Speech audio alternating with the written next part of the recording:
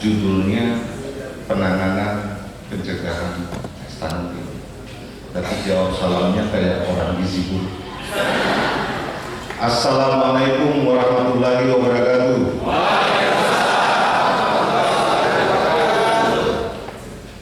Selamat pagi, salam sejahtera untuk kita semua.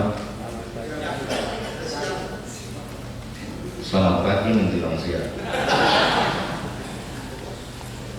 Alhamdulillah wa syukurillah, la haula wa la quwwata illa billah, asyhadu an la ilaha illallah wa asyhadu anna Muhammadan abduhu wa rasuluh, amma ba'd.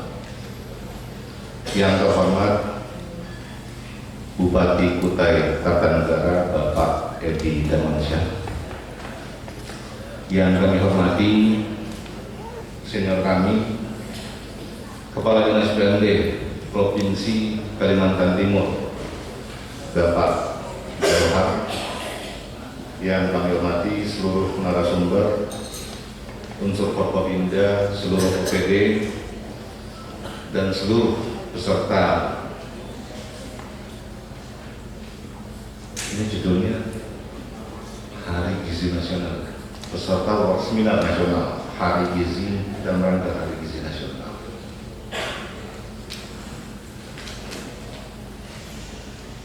Tadi disampaikan Pak Bupati, banyak kepala desa yang hadir di sini. Saya selalu semangat kalau bertemu dengan kepala desa. Tolong angkat tangan kepala desa yang hadir di ruang ini. Semangat.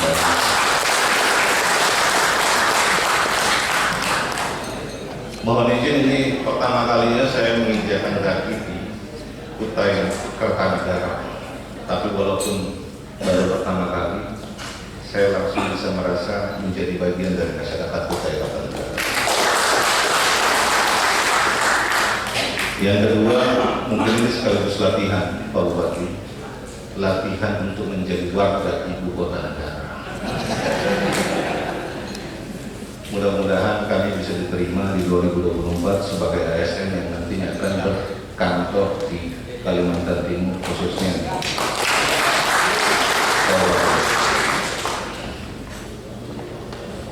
hari Selasa kemarin saya baru pulang dari Aceh, rapat kerja nasional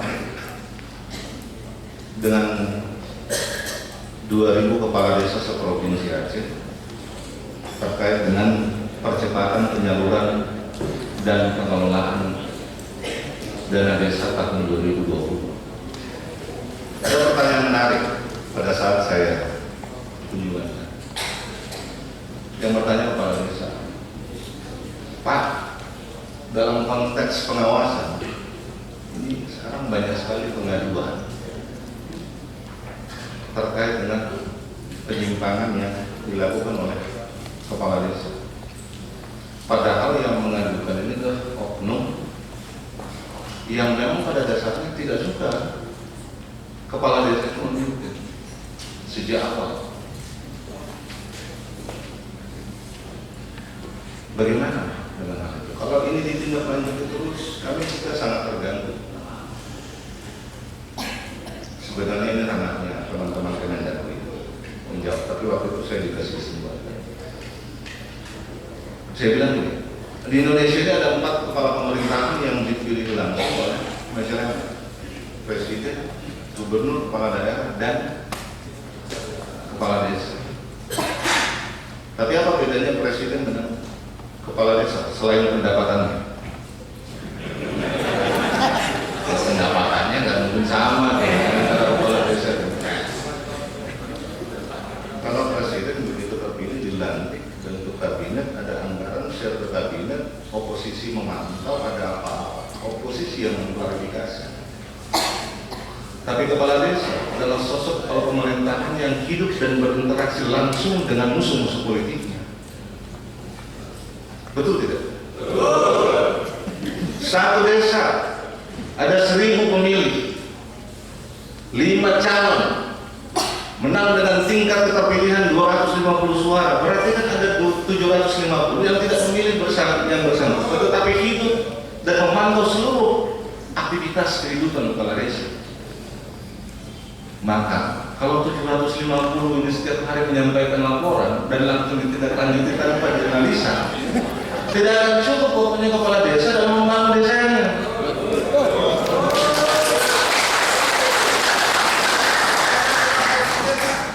Maka selalu bahasa saya di berbagai forum, termasuk di forum-forum dengan teman-teman APK, kepolisian kejaksaan, tolong jangan ganggu psikologis kepala desa dalam membangun desa. Berikan dia kesempatan. Tapi bapak-bapak kades, bapak ibu kades harus fair juga. Begitu terpilih dilantik, jangan lagi membedakan ini pendukung saya, ini pendukung saya. Ketika Anda terpilih dilantik, Anda itu sudah milik masyarakat. Termasuk harus fair juga. Kalau ditemukan adanya niat kesempatan memang sengaja menyalahgunakan, ya harus terima konsekuensi.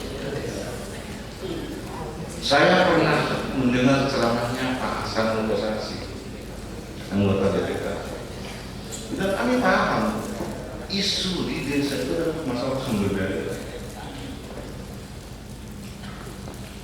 Tapi kalau ada kesalahan karena ketidaktahuan, kami bisa memaklumi. Yang penting berjanji, berhentilah dengan ketidaktahuannya.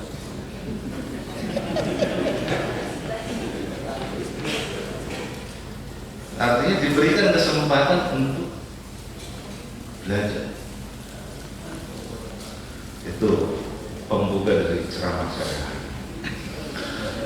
Saya selalu senang berbicara soal desa. Pak Bupati dan hadirin yang terhormat, saya ingin meng-highlight kembali apa yang menjadi visi Pak Presiden kita di 2020 sampai dengan 2024. Yang ini harus dimulai dengan kebijakan dana desa di prioritas. Yang pertama kita adalah isu pembangunan sumber daya manusia. Dalam 5 tahun terakhir secara nasional kebijakan dana desa sudah luar biasa. Tapi lebih dari 80% dana desa digunakan untuk infrastruktur dalam 5 tahun terakhir. Maka untuk 5 tahun berikutnya semestinya paradigmanya sudah harus bergeser ke isu pembangunan sumber daya manusia. Pak Presiden sangat fasih, sangat apa dia ketika bicara bagaimana penanganan atau pembangunan sumber daya manusia yang dimulai dari pelayanan kesehatan dasar dengan pencegahan stunting. Beliau sangat fasih itu bicara soal bagaimana pencegahan mulai dari 1000 hari pertama kehidupan. Kenapa isunya di-highlight menjadi isu utama? Karena Indonesia dalam waktu dekat akan menghadapi suatu kondisi yang namanya bonus demografi.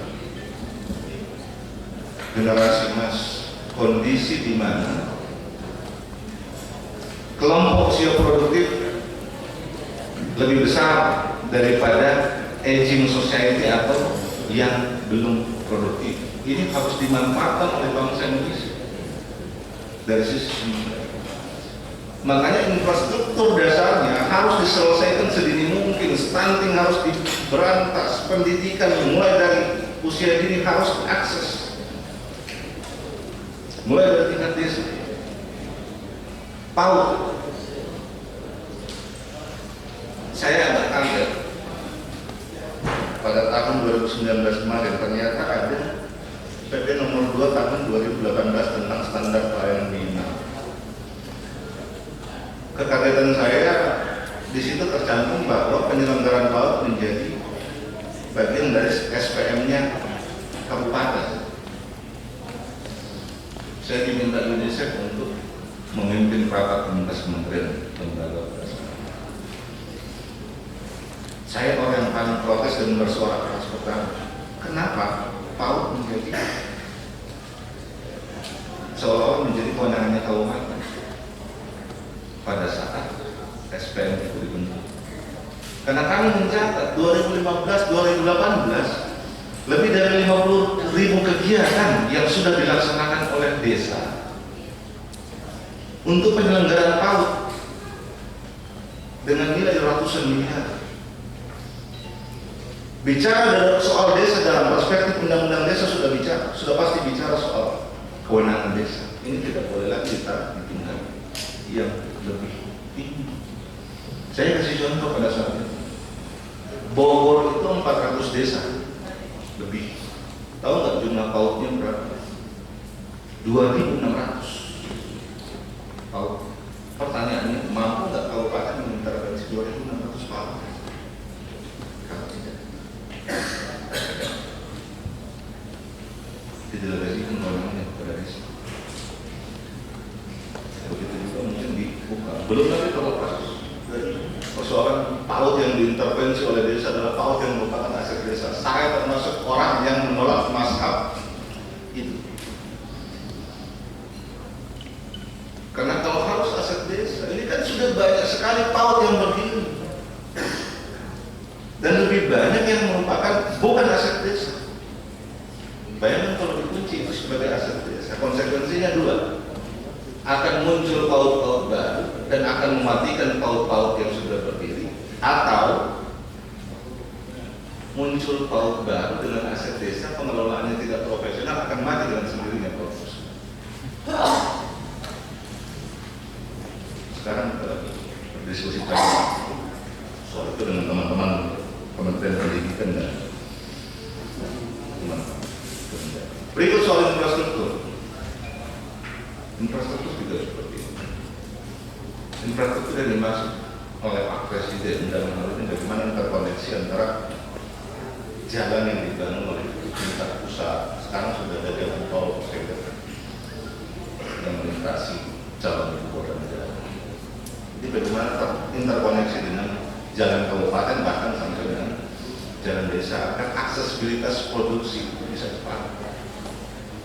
Penyederhanaan segala bentuk regulasi, berikut penyederhanaan birokrasi, dan yang terakhir adalah transformasi ekonomi. Transformasi ekonomi dalam konteks desa tentu bagaimana membuka ruang aksesibilitas kepada pihak ketiga. Pihak ketiga yang dimaksud ini bukan kontraktor, jangan kepala desa berselingkuh dengan kontraktor, tidak boleh. Tapi bagaimana desa menjadi supplier atas seluruh komoditas yang ada di desa. Bapak Ibu hadirin kami hormati. Secara umum tujuan pembangunan desa itu ada 4. Yang pertama, satu, meningkatkan kualitas hidup manusia. Saya ajak semua kita di sini, ayo kita mencermati kembali, menghayati, menginternalisasi, merefleksi apa yang sudah kita lakukan selama ini. Apakah kegiatan yang ada di desa dalam 5 tahun terakhir sudah bisa meningkatkan kualitas hidup manusia di desa?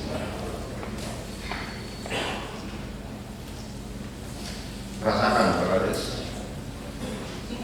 Kalau belum, ayo berubah. Dahulukan masyarakat yang hidupnya belum berkualitas. Berikutnya adalah meningkatkan pelayanan publik. Pelayanan publik yang dimaksudkan di sini adalah bagaimana aksesibilitas pelayanan dasar, pendidikan dan kesehatan. Pendidikan, pemerintah desa sudah harus menjamin bagaimana kualitas gizi dari anak-anak yang ada di desa.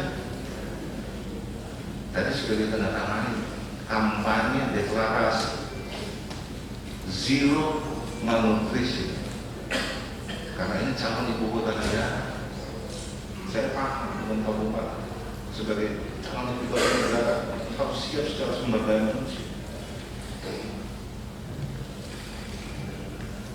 untuk menghadapi bagaimana daya saing bangsa ke depan di 2020. Berikut soal penanggulangan kemiskinan. Ayo. Tadi Pak Bupati menyampaikan 3 rumah per desa ya Pak Bupati, dibantu oleh desa. Yang untuk rumah tidak layak huni. Tapi nanti kita sebentar bermain data. Saya tadi malam coba bermain-main dengan data. Bukan, akan kelihatan berapa dana desa untuk kemiskinan, termasuk untuk rumah tidak layak huni. Dan yang terakhir adalah bagaimana menjadikan masyarakat sebagai subjek dari pembangunan itu sendiri. Makanya sekarang ada kebijakan pada kami di desa. Gunanya untuk apa? Supaya masyarakat bisa menikmati, bisa menjadi pelaku langsung, mulai dari proses pendidikan pelaksanaan sampai dengan evaluasi. Bapak Ibu hadirin yang kami hormati, dalam 5 tahun terakhir kalau kita refleksi ke belakang, desa itu bangkit sejak adanya undang-undang desa. Negara mengakui desa dengan 2 kewenangan yang paling hakiki, kewenangan hak asal usul dan kewenangan lokal berskala desa. Artinya desa itu sangat mewah, sangat punya uang, punya kewenangan. Tapi mohon maaf, akan sangat berbahaya kalau tidak dilengkapi dengan kapasitas dan integritas.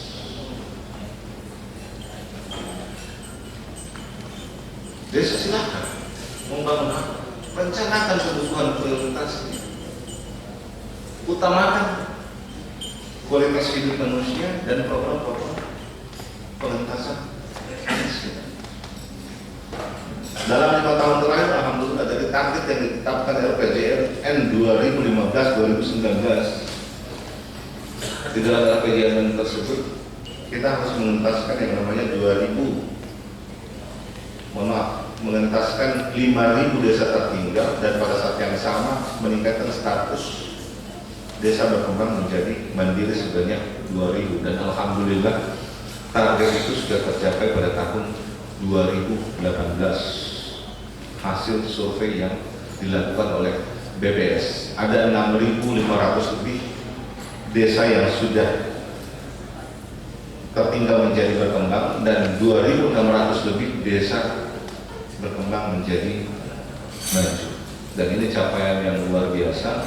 Tahun atau periode berikutnya targetnya ditingkatkan menjadi 5.000, 10.000. Untuk bukan sebentar kita highlight. Bapak Ibu hadirin yang kami hormati, saya coba meng-highlight profil dana desa di Kabupaten Kuta. Mohon izin Pak Bupati, saya sampai dengan tahun 2020, kalau koreksi mohon Kadis PMD disampaikan. Ini berdasarkan data yang ada di kami. Sudah 864 miliar rupiah yang dikucurkan di Kabupaten Kuta Kartanegara. Jumlah desa 193 desa, dan untuk tahun 2020 ini meningkat terus dari tahun 2015, dan untuk tahun 2020 nilainya 187 miliar rupiah. Dan informasi dari Pak Kadis, belum satu pun desa yang cair. Ya Pak Kadis, belum satu pun desa yang cair di kabupaten. Tapi sampai hari ini catatan kami baru sekitar 4.000-an desa yang sudah cair. Ada perubahan kebijakan yang fundamental,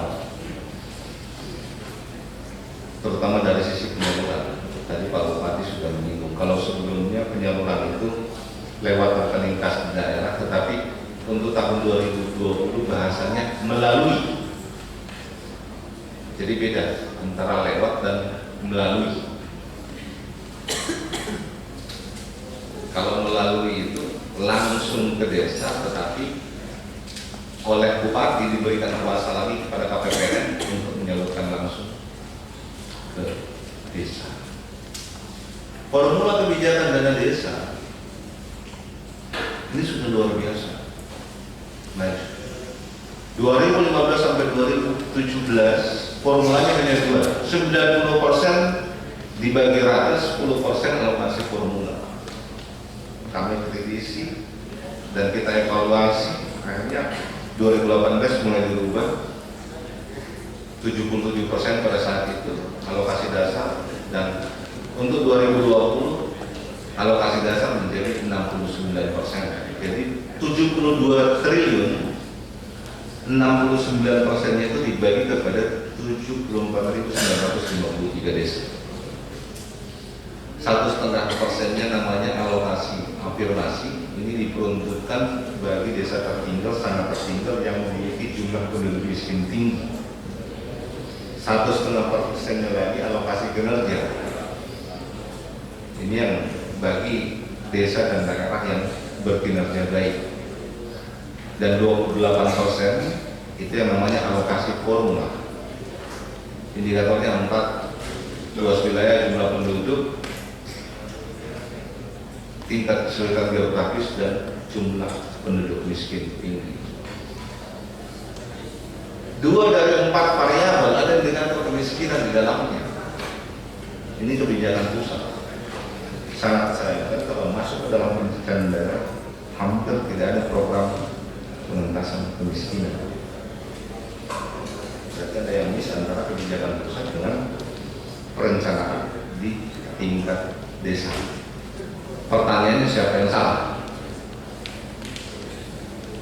Kepala desanya, BPD-nya, camatnya, dinas PMD-nya, pendampingnya, atau siapa? Tidak perlu mencari siapa yang salah, siapa yang benar. Cuma butuh kesadaran kolektif dari semua pihak. Mulai 2020 dibenahi, fokus kepada pengentasan kemiskinan. Insya Allah ini akan menjadi ibu kota negara. Tunjukkan bahwa Kutai Kartanegara siap menjadi ibu kota negara.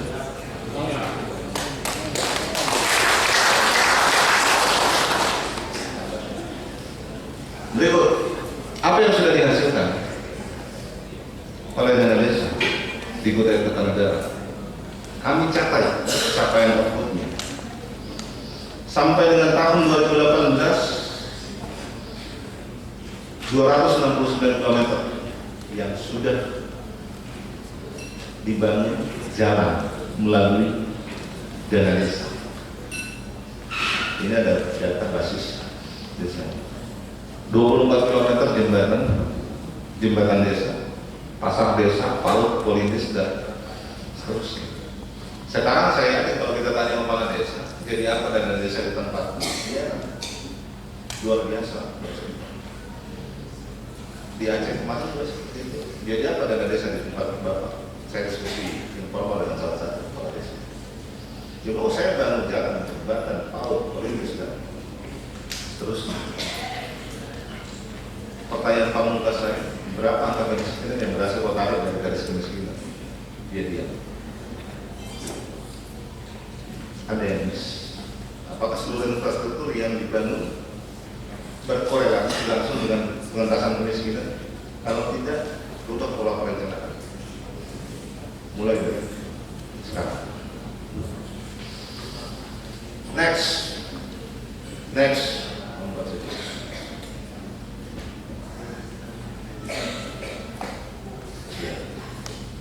Tahun 2019 saya coba tracing data Pak Umar.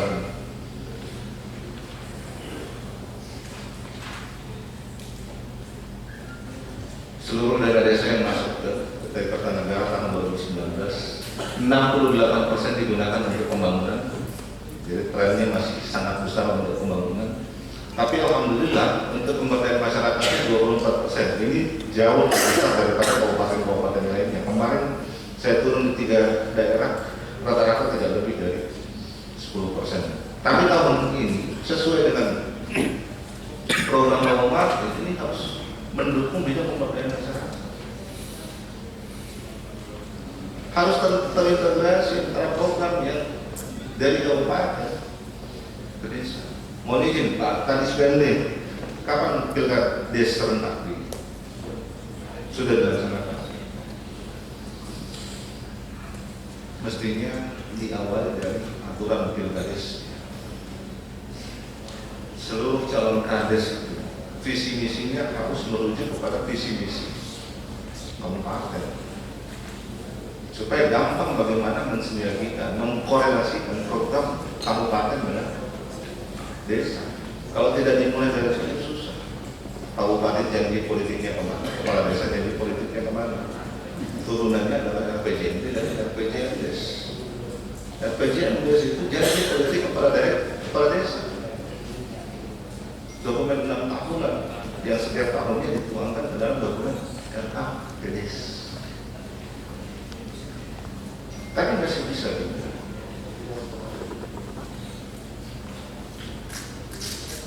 Anggaran pembinaan kemasyarakatan 4% dan penyelenggaraan pemerintahan 2,6%. Next, ini potret 7 sumber pendapatan di 193 desa yang ada di Kabupaten Kutai. Nilainya luar biasa, 543 miliar. Ternyata dana desa di Kabupaten Kutai lebih kecil daripada ADD. ADD-nya kami mencatatnya 331 miliar rupiah.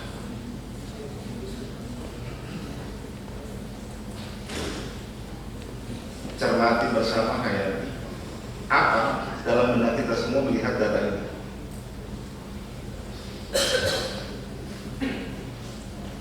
Yang saya highlight itu yang paling atas. Pendapatan asli desa hanya 0,78%. 5 tahun terakhir 800 miliar hanya bisa menghasilkan PADes 4 miliar. Tapi saya meyakini bahwa ini adalah tahun investasi, 5 tahun belum mencapai PR. Dan saya juga tidak terlalu kecewa karena tadi pagi saya nonton TV, Menteri BUMN mengatakan dari 142 BUMN yang untung hanya 15. Apalagi BUMDes. Tapi kita tidak boleh mengikuti kegagalan yang lain. Kita harus berhasil dong.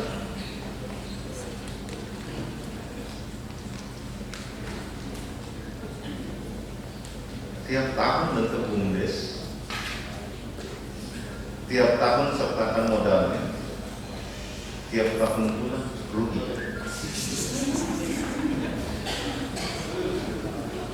Berarti ada yang salah dalam mendesain bisnis keuntungan di BUMDes.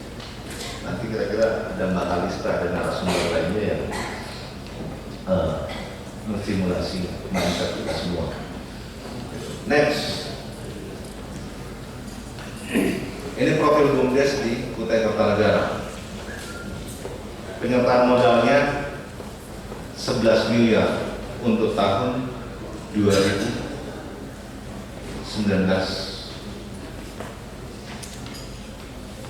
Dari 193 desa, 169 sudah ada BUMDes. Ini berdasarkan catatan kami di pusat. Kalau salah tolong dikoreksi Pak Gadis. 11 miliar ini hanya sekitar 6%. Tidak apa-apa untuk pembelajaran. Kalau sudah untung baru angka besar. Filosofi BUMDes itu sederhana. Dia menjadi motor penggerak ekonomi di tingkat desa. Cara mengukurnya gampang. Kalau masih ada tengkulak yang berkeliaran di desa kita, BUMDes kita gagal. Apa susahnya lawan tengkulak dengan BUMDes? Tengkulak kasih 10%, BUMDes hantam 3%, pindah semua nasabahnya. BUMDes yang takut riba, bikin BUMDes syariah. Banyak lembaga ekonomi syariah sekarang bisa dimintai. Sangat bagus. Berikut,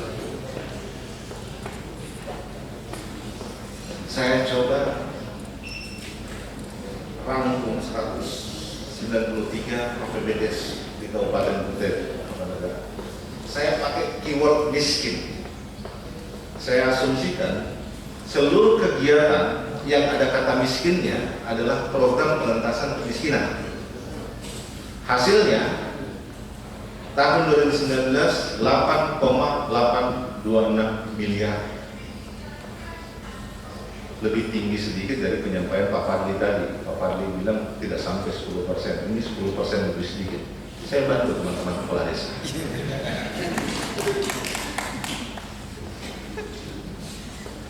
Tapi jangan senang dulu. Pertanyaan berikutnya, kemana 80% lebihnya? Untuk kegiatan apa?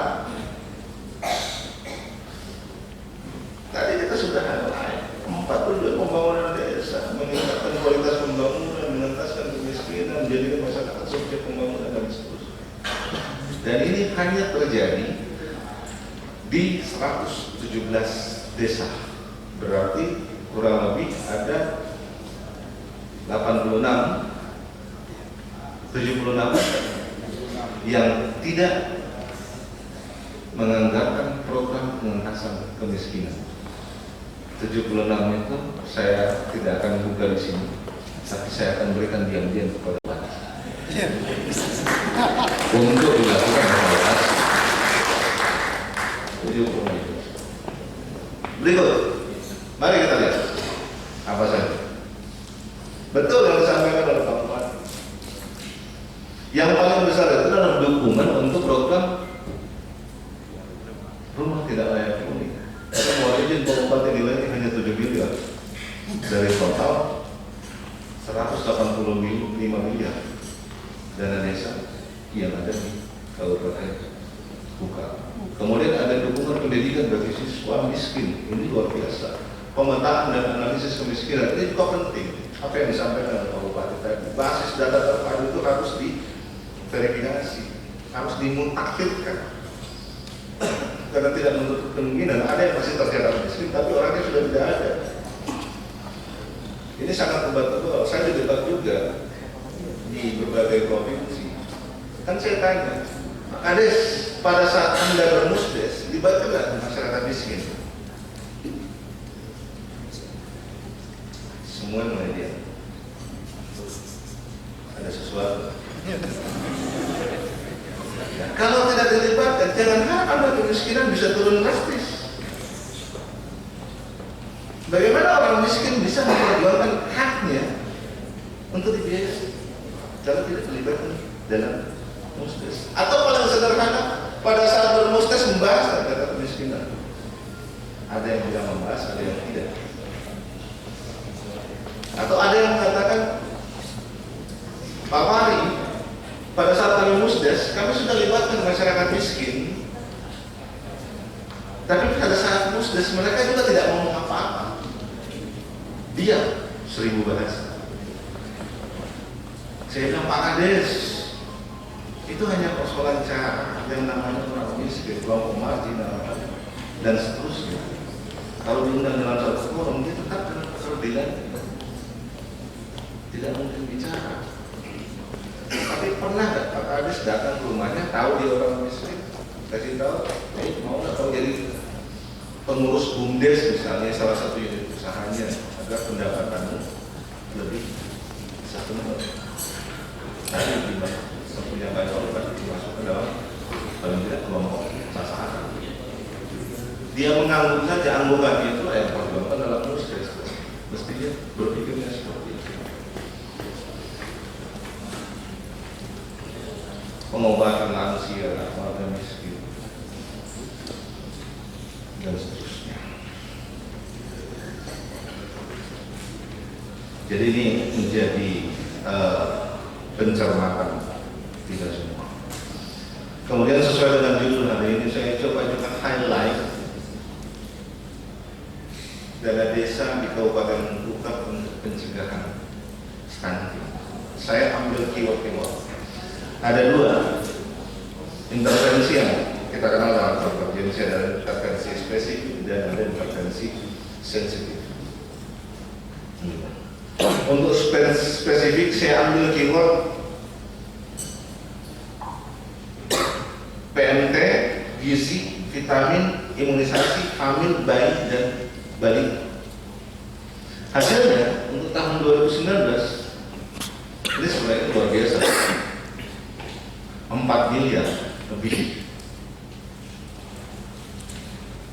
Dan untuk sensitifnya saya ambil kata yang lokal, laut, sanitasi, air minum, dan perempuan. Hasilnya 5 miliar. Tapi mohon maaf, ini juga belum terjadi di semua desa. Untuk pendekatan gizi spesifik yang terjadi di 104 desa, kemudian 107 desa, dan pendekatan sensitif ini terjadi di 104 desa. Bapak Ibu hadirin yang kami hormati, saya pikir apa yang kami waparkan ini bisa menjadi landasan untuk menentukan kebijakan di tingkat daerah maupun di tingkat desa. Di sini saya bertemu di stakeholder, ada pelibatan universitas, ada pelibatan perbankan, dan seterusnya. Berikut ini status desa 193 desa di Kabupaten Bukak. Mohon izin, Pak Bupati, masih ada 3 yang sangat tertinggal, 53 berkembang, 100, mohon maaf, 53 tertinggal, 100 berkembang, 33 maju, dan yang berstatus mandiri baru 4. Pak Bupati tadi sudah menyampaikan salah satu ukuran keberhasilan kinerja kepala desa adalah bagaimana meningkatkan status desanya. Tapi dalam kesempatan ini saya mau bela kepala desa. Di dalam indikator IDM ini dikenal ada 3 indeks besar: ketahanan sosial, ekologi, dan ekonomi. 52 indikator. 52 indikator itu hanya 22 yang menjadi kewenangan desa. Selebihnya adalah kewenangan kabupaten dan provinsi. Artinya untuk meningkatkan status desa tidak bisa hanya dibebankan kepada desa sendiri. Ini harus keroyokan antara kabupaten dan provinsi, harus benar. Yang terbaik idealnya adalah Kalimantan Barat. Saya cermati kenapa di sana sangat progresif peningkatan statusnya. Satu provinsi tahun 2016 itu hanya 1 desa mandiri di sana, tapi hari ini sudah berkembang menjadi 87 desa mandiri. Cepat sekali. Ternyata pada saat kami ke Kalimantan Barat, gubernurnya fasih bahasa dia, lebih fasih daripada saya. Dia hafal yang mana yang menjadi kewenangan provinsi, yang mana menjadi kewenangan kabupaten, sangat intens. Rapat koordinasi, membagi peran. Di OPD-nya provinsi sendiri dia bagi. Kamu harus lakukan ini, kamu harus lakukan ini, kamu harus lakukan ini. Biarkan desa melakukan sesuai dengan kewenangan. Dan seterusnya. Jadi mohon izin Pak Bupati, untuk meningkatkan status desa ini harus bareng-bareng antara kabupaten dan desa. Biarkan desa mengintervensi berbagai hal yang menjadi kewenangannya untuk hal yang lainnya yang menjadi kewenangan kabupaten, itu juga mesti dicermati. Salah satu contoh, aksesibilitas kesehatan yang ada di kecamatan itu bukan kewenangan desa, tapi menjadi kewenangan kabupaten. Kalau tidak diintervensi, itu juga sulit untuk meningkatkan status desa di wilayah tersebut. Makanya harus kolaborasi. Hari ini saya sengaja mengajak teman-teman dari BNI. Ini hadir Bu Anita dari BNI Samarinda. Dia jauh-jauh datang ke sini. Saya terinspirasi di minggu yang lalu. Saya ketemu dengan salah satu penjual keliling di Kalibata City. Jadi Kalibata City itu kompleks apartemen, kantor saya ada di depan. Pedagang kopi keliling ini anak muda sekitar 24 tahun. Satu ketika saya pesan kopinya sambil menunggu jemputan pada saat itu. Saya berdiskusi dengan dia. Pak, berapa penghasilannya dalam sebulan? Dia kata tersenyum. Dia bilang ini hanya sampingan. Awalnya jualan kopi ini adalah pekerjaan utama, tapi sekarang menjadi sampingan. Tahu nggak berapa penghasilannya? 36 juta rupiah satu bulan. Ini anak muda 24 tahun.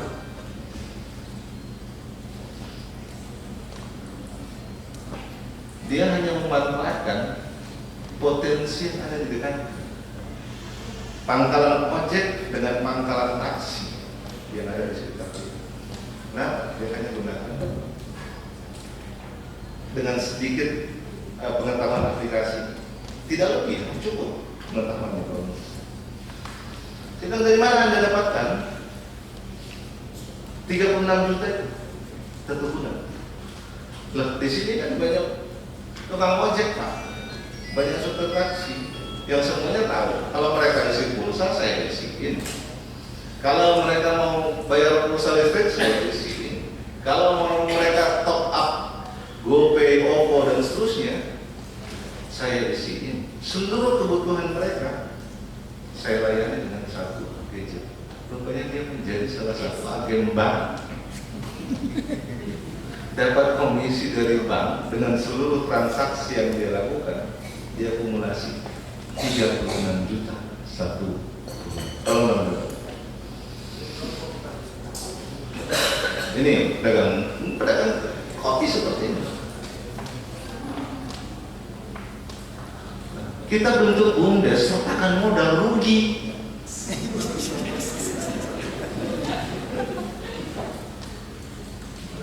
Makanya Bu Adita ini siap membantu teman-teman menjadikan BUMDes menjadi agen pembangunan. Tolong tampilkan simulasi.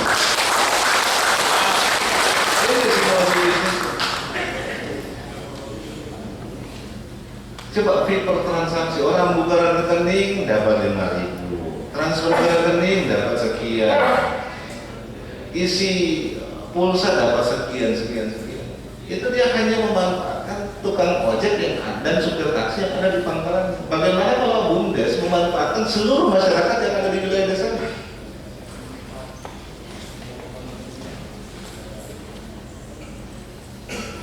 Bahasanya Mbak Francisca ini, kita selalu ragu dekat dengan potensi yang kita miliki. Iya, mereka keberhasilan jauh padahal di sekitar kita juga. Nanti beliau akan kabarkan. Waktu sudah jam 12 masih ada narasumber lain. Demikian beberapa hal yang dapat saya sampaikan pada kesempatan ini. Sebelum saya mengakhiri, izinkan saya menyampaikan beberapa buah pantun. Jalan-jalan ke Pulau Sumatera, pulang-pulang membawa burung dara. Dana desa pastikan harus bisa mensejahterakan, bikin rakyat sejahtera, karena bukan akan menjadi ibu kota negara.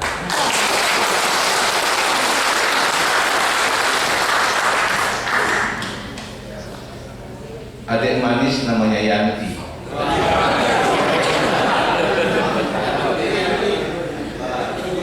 Manisnya laksana mangga mana lagi. Bapak Edi memang baik hati. Kita doakan semoga jadi pemimpin lagi.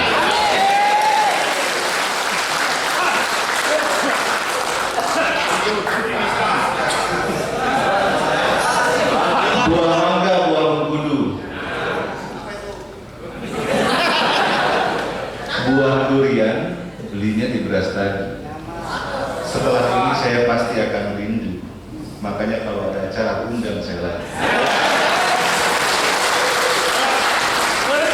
Burung Irian, burung cendrawasih, cukup sekian dan terima kasih. Mohon maaf apabila ada hal yang kurang berkenan. Saya akhiri wallahu muwaffiq ila aqwamit thoriq. Assalamualaikum warahmatullahi wabarakatuh.